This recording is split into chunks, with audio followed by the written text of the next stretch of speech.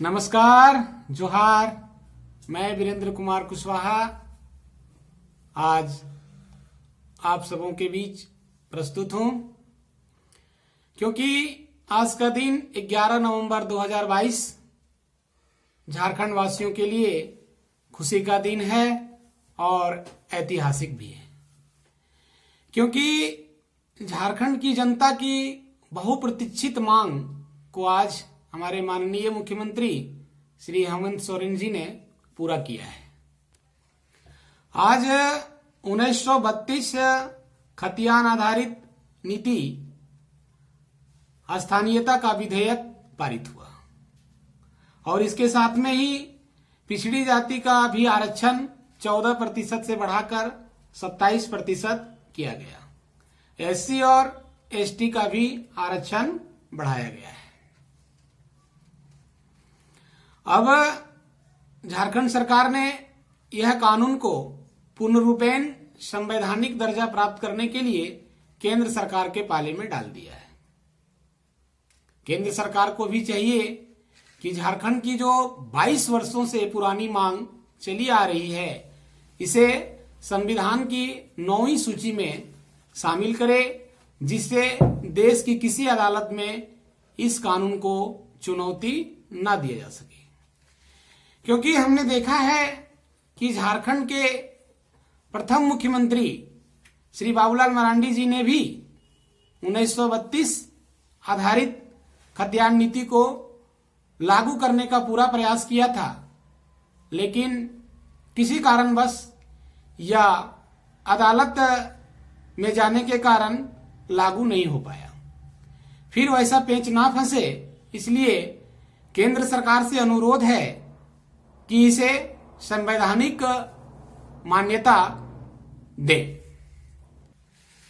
झारखंड में सबसे अधिक दिनों तक भाजपा ने ही शासन किया है, लेकिन मरांडी जी को छोड़कर और किसी दूसरे मुख्यमंत्री ने ऐसा प्रयास नहीं किया।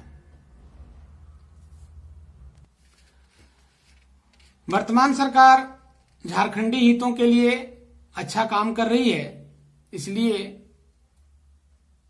ये धन्यवाद के पात्र भी हैं, क्योंकि किसानों का एक मुश्त 50,000 रुपया ऋण माफ करना भी इस सरकार की किसानों के प्रति एक बहुत बड़ी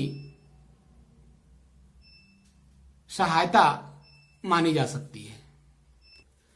लेकिन ये सारे काम तब हो रहे हैं जब राज्य की सरकार केंद्र पर आरोप लगा रही है कि केंद्र की सरकार केंद्रीय जांच एजेंसियां ईडी के द्वारा झारखंड सरकार को यह अस्थिर करना चाहती है। क्योंकि पिछले 3-4 दिन पूर्व ही सरकार में शामिल कांग्रेसी विधायकों के यहां जब छापा पड़ा, तो जब्त दस्तावेज के अनुसार अनूप सिंह की रोजाना आय 1 करोड़ रुपए है। राज्य सरकार और केंद्र सरकार के बीच एक दूसरे पर आरोप और प्रत्यारोप का दौर चल रहा है। ऐसे घोटाला और भ्रष्टाचार किसी को भी सुनना पसंद नहीं है, क्योंकि देश का दुर्भाग्य कहें कि आजादी के 1 साल बाद 1948 से अब तक इस देश में सैकड़ों घोटाले हुए, जिसका विवरण यहां दे पाना तो मुश्किल है, लेकिन सोशल साइट पर मौजूद है, जिसमें लाखों करोड़ रुपए के घोटाले हुए। ऐसा मैं कह करके वर्तमान सरकार का बचाव नहीं कर रहा हूं।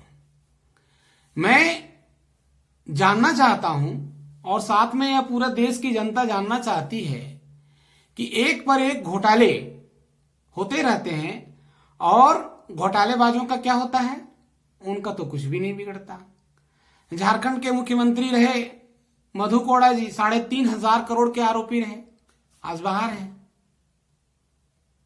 अभी विजय माल्या, नीरव मोदी और मेहुल चौकसी देश के लाखों करोड़ों रुपया लेकर के फरार हैं। क्या होता है इनका? इनको तो कुछ भी नहीं होता। भारत का पैसा लूटते हैं, देश का पैसा लूटते हैं और विदेशों में जाकर के बस जाते हैं। नुकसान तो इस देश की जनता का होता है। क्या देश का और देशवासियों को सिर्फ यही देखने और जानने को मिलेगा? एक पर एक घोटाले और घोटाला के आरोपियों को कुछ दिन तक जेल या फिर देश से बाहर भाग जाना, इससे ज्यादा तो आज तक कुछ भी नहीं हुआ।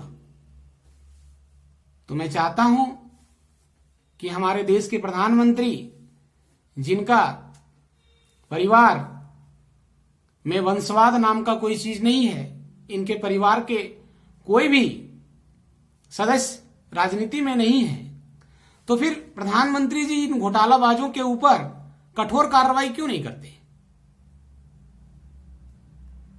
इसलिए राज्य सरकार, झारखंड की राज्य सरकार केंद्र सरकार पर आरोप लगाती है कि आप यह अस्थिर करने के लिए ईडी द्वारा रेड करवा रहे हैं।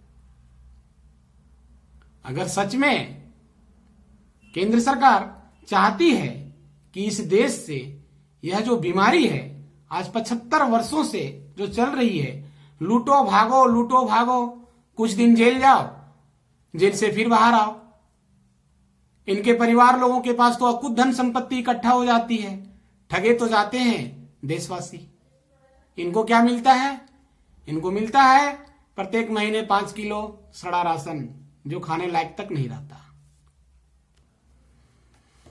कांग्रेस के बड़े बड़े घोटालों का पर्दाफाश होने के बाद बीजेपी को सत्ता मिली और अब 10 साल पूरे करने में सिर्फ 1.5 साल बचे हुए हैं।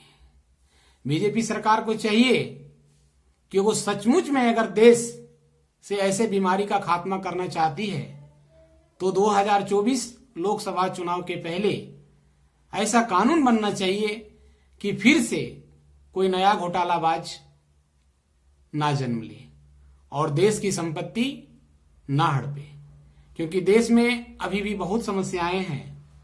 अगर इन घोटालों के पैसों से ही सिर्फ देश के विकास में लगा दिया जाता तो आज देश बहुत आगे निकल जाता। या फिर ये नियति हमेशा से बनी रहेगी, सत्ता जिसके हाथ में आए वो घोटाला करे, लूटे और जनता 5 किलो का राशन उठाए और खुशी खुशी घर जाए। जय हिंद, जय भारत।